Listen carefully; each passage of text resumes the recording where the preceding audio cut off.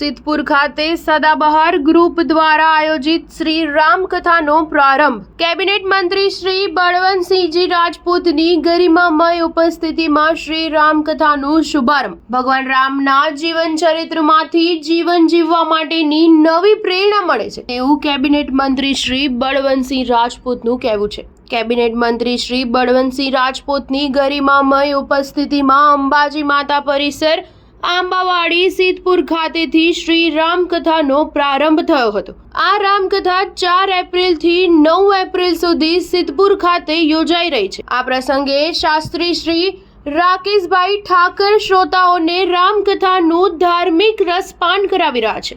ઐતિહાસિક ધાર્મિક નગરી સિદ્ધપુરમાં સદાબહાર ગ્રુપ દ્વારા ભવ્ય રામકથાનું આયોજન કરવામાં આવ્યું છે, જેમાં સિદ્ધપુર નગરપાલિકા પ્રમુખ શ્રી અનિતાબેન પટેલ, નગરપાલિકા ઉપપ્રમુખ શ્રી સોનલબેન ઠાકર, એપીએમસીના ચેરમેન શ્રી વિષ્ણુભાઈ પટેલ, શ્રી અંકુરભાઈ મારફતિયા, શ્રી જયેશભાઈ, સદાબહાર ગ્રુપના પદાધિકારીઓ, સંગઠનના આગેવાનો ઉપરાંત બહોળી સંખ્યામાં ધર્મપ્રેમી જનતા ઉપસ્થિત રહી હતી। Star News 7 Siddhpur.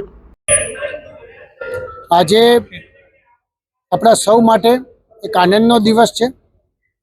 આનંદનો દિવસ એટલા માટે છે સિદ્ધપુરમાં એક સદાબહાર ગ્રુપ હંમેશા સિદ્ધપુર શહેર અને આજુબાજુના વિસ્તાર માટે કોઈ પણ કાર્યક્રમો હોય એ લોકહિત માટે ને લોકોના ઉપયોગી માટેના કરતા હોય છે।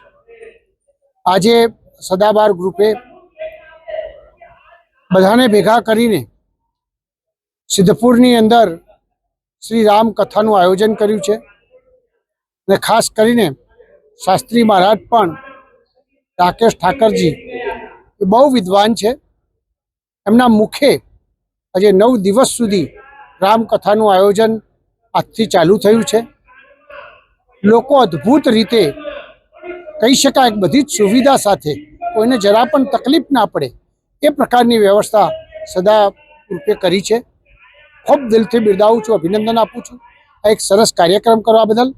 અને તમામ દાતાશ્રીઓએ જે સહયોગ આપ્યો છે એમને પણ હું દિલથી બિરદાવું છું, અભિનંદન આપું છું।